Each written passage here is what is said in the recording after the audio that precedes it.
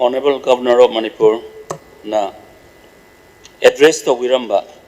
Sarkar Sigi performance Prajagi Yai Fananaba Mahana Thambiramba Warol Singh Sida Yamna comprehensive oiba aduga inclusive oiba wafam kayama Thambirami law and order justice ki makhada hoji akhoi Megi tang ohum dagi Manipur sida thokiba irang singduna maram oiraga awaba khangliba inmates kaya gi matangda yam sugaina thambiramba yum kaya sakiba sanction kaya tawgiba haibana singba yamna sugaina thambiramba adugi mathakta khoi hoji leriba matamduda leramba law and order law of the land si in order leramda sing adu order lainana bahonaba order lehen bigi puna musing adu mahana thambirami Mr. Speaker sir adu mathanga healthcare gi da Mr. Speaker sir healthcare gi matang da so yamna ningthi jana thambirami irang na maram oiraga Chorchandpur da laiba medical college gi chhatra sing phaboda makhoibo rehabilitate tawduna makhoibo makoi course sing adu complete tawna bagi honabagi kayama akhoi thambirami aduna tongan ba bibhag finance and planning adugi mathangda tribal affairs minorities and scheduled castes amasung other backward classes ki welfare gi matangda yamna sugaina thambirami ai matam yam sangna lojadana hairiba bibhag sing education society amagi civilization gi backbone oiriba education gi matangda yamna sugaina amasung masi da nauna lakpa NEP 2020 National Education Policy gi matangda aduga akhogi यहाँ तक आए हो तो मोह माया छोड़ना पड़ेगा। छुड़ा के देखा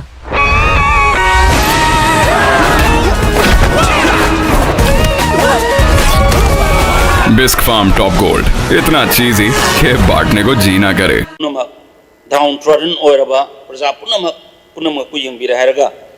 एखोगी फ्री द रेशन राइस पी बसे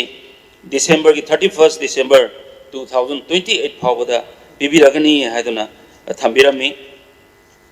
अदुना सरकार असिना पांथोकचरिबा पाइखतचरिबा थबक पुनमक सिंग असि यामना सुगाइना Honorable Governor na tang mangagi adung mahaki deliberation to da thambirami power sector da akhoi ngasi improvement lakliba sig matang agriculture and allied activities and natural resources ki matang da thambiramba adung mathakta water resources water management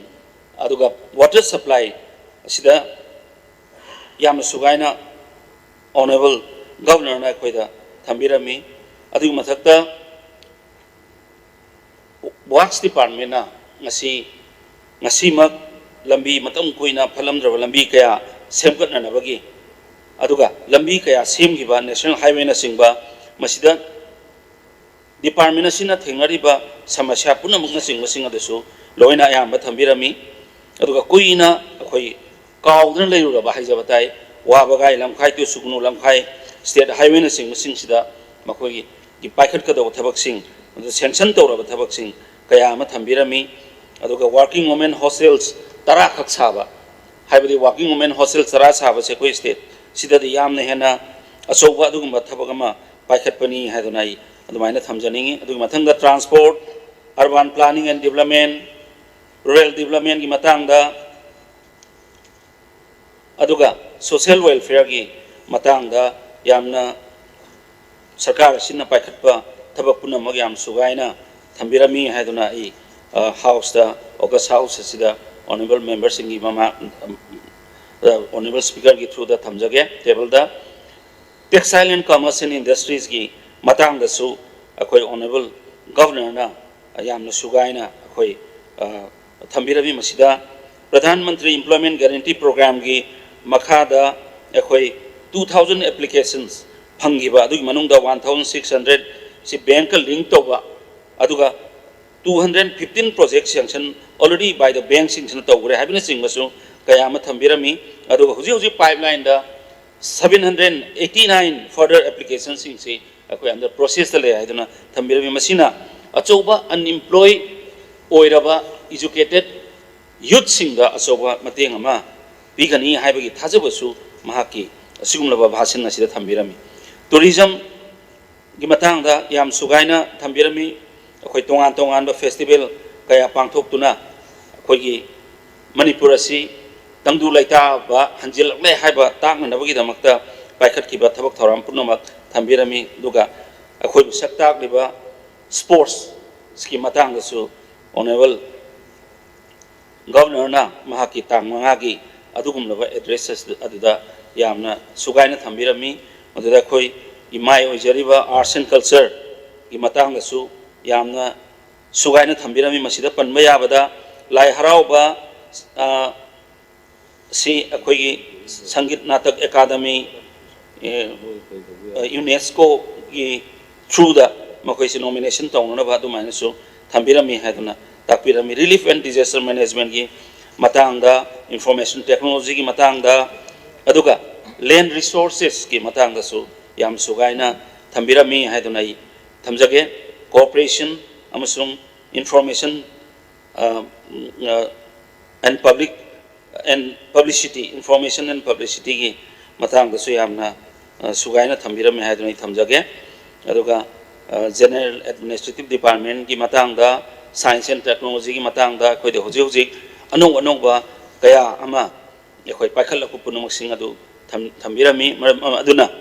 aina honorable member of this August House da I request of anybody Yamna Matam Sanga Yamna Parks our port ama Yamna Tasilaga comprehensive point Tasila Haraga a quick Sakara Sinata of Jariba Tabakunama Singadu Piramanina House Asina a quick honorable governor na Viviram Leva Mahaki Vasanasi Soidana a quick Yabigani support of Vigani Sakara Sibu Lakadu Batok Torom Kayada Koi Sakara Sina Tamoy Sianga with sincerity and honesty, Togwa Namnabagi Aduguma support, Pibigani Habagi, Tazabasi, Honorable Mr. Speaker Gisar get through the House of Tamjari. Thank you. Matanga motion of Tensi seconder Namagi Warol Tambigani.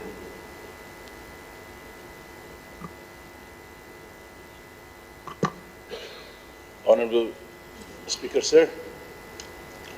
I second the move of the Honorable Minister, address of the Governor on this day.